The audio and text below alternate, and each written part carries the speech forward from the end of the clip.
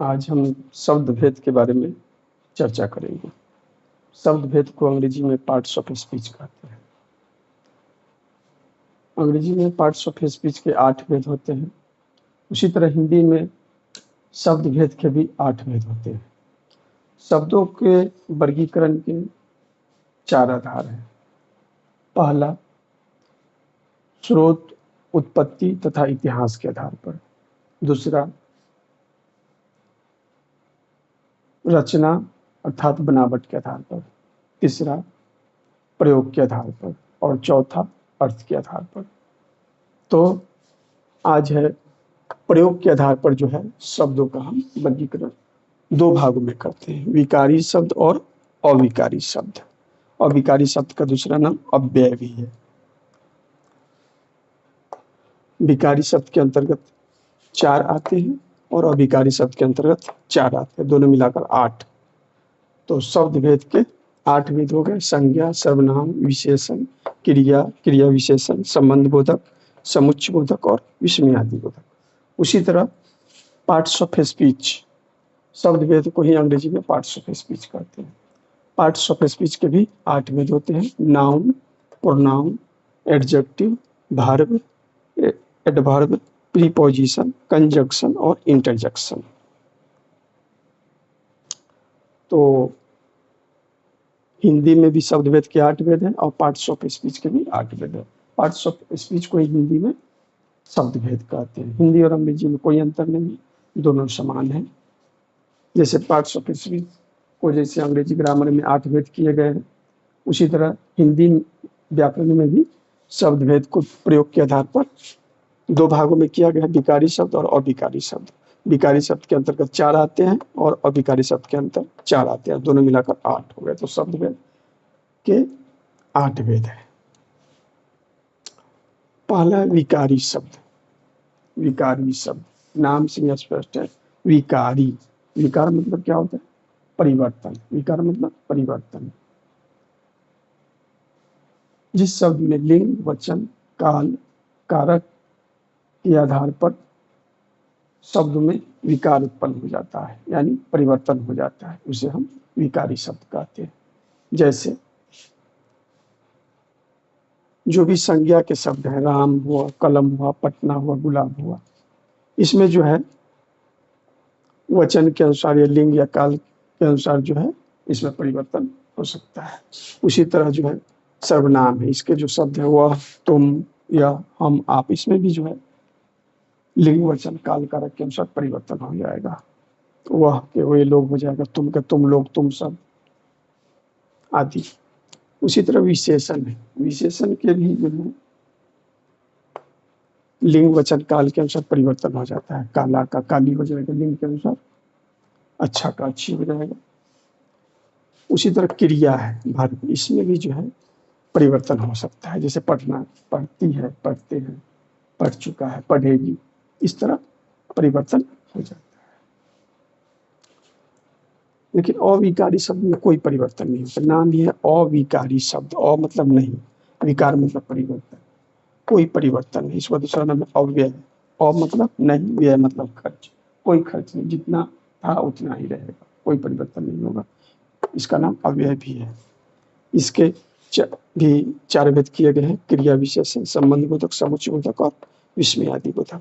इनके जो शब्द होते हैं उसमें कोई परिवर्तन नहीं होता है, चाहे लिंग कोई भी हो, वचन कोई भी हो, काल कोई भी हो, कारक कोई भी हो, कोई परिवर्तन नहीं होता है। जैसे धीरे धीरे है तो राम धीरे धीरे पढ़ता है, अगर राम के जगह हम लिंग परिवर्तन सीता कर देते हैं तो सीता धीरे धीरे पढ़ती है। धीरे धीरे में कोई परिवर्तन नहीं होगा।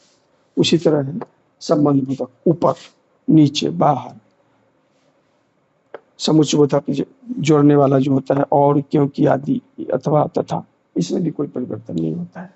तो कहने का मतलब कि विकारी शब्द के अंतर्गत जो भी 4 भाग किए गए हैं, संज्ञा, सर्वनाम, विशेषण, क्रिया, इनके जो शब्द आते हैं उसमें परिवर्तन हो जाता है।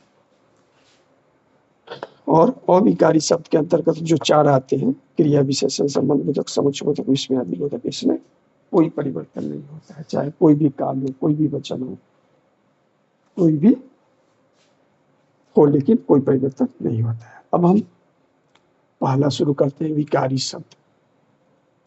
विकारी शब्द के 4 भेद किए गए हैं, संज्ञा, सर्वनाम, विशेषण, क्रिया। पहला है संज्ञा। संज्ञा को अंग्रेजी में नाउन कहते हैं। संज्ञा को अंग्रेजी में नाउन कहते हैं। नाउन की परिभाषा है संज्ञा किसी व्यक्ति, वस्तु और स्थान के नाम को हम संज्ञा कहते हैं, या a noun is a name of anything. किसी भी चीज के नाम को हम संज्ञा कह सकते हैं। वो ऐसा शब्द जिसका कोई नाम हो, सब संज्ञा है। इसको शॉर्ट में अगर हम जानना चाहें संज्ञा को क्या कहते हैं, नाउन को, तो नाम, जिसका नाम है वो सारे संज्ञा है। जैसे राम, इसका नाम है किसी का। कलम वस्तु का नाम है। पटना स्थान का नाम है।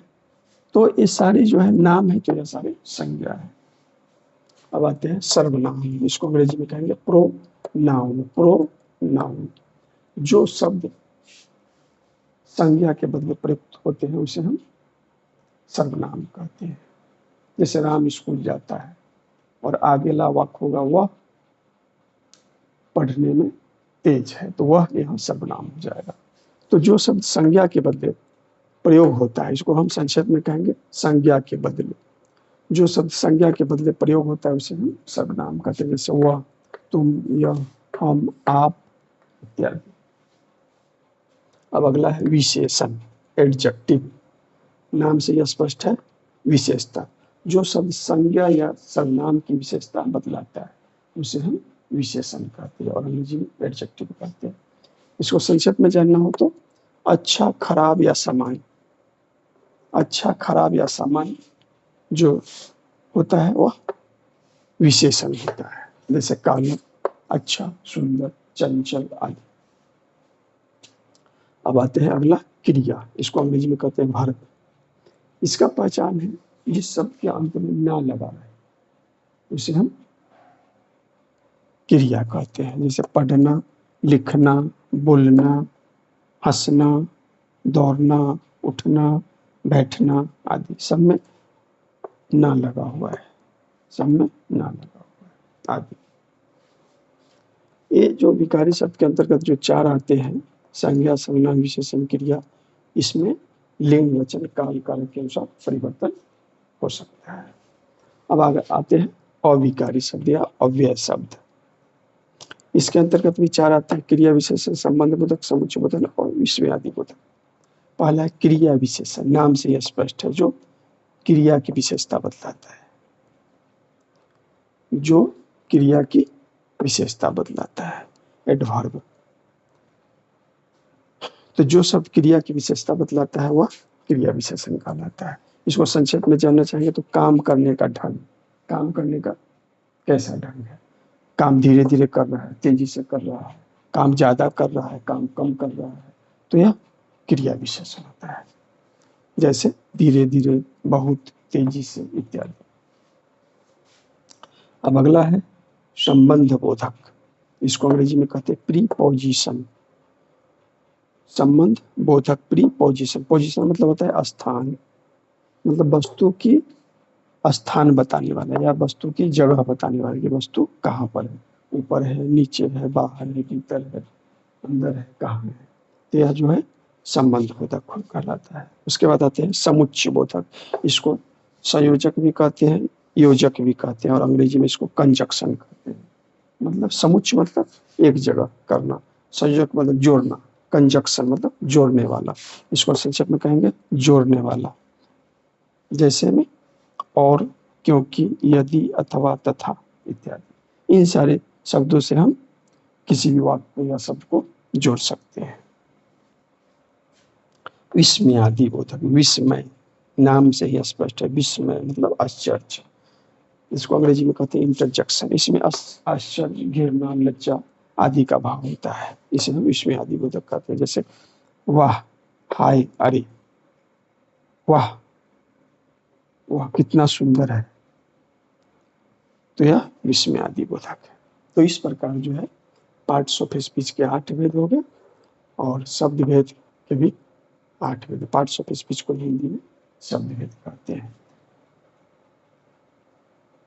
शब्द भेद को प्रयोग के आधार पर 2 भागों में किया गया है, विकारी शब्द और अविकारी शब्द।